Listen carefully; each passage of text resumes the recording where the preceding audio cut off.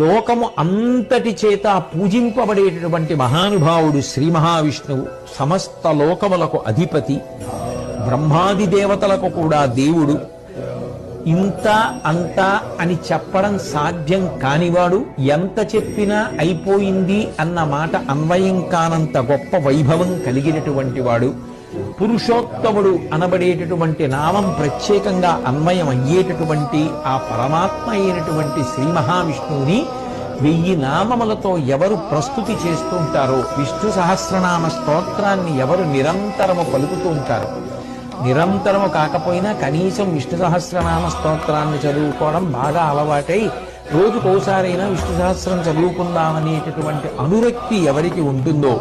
అటువంటి వారికి ఆ విష్ణు సహస్రనామ స్తోత్రము మంగళకరమై వాళ్ళ పాపాలని భయాలని పటాపంచలను చేసి వాళ్ళు సంతోషంగా ఉండేటట్టుగా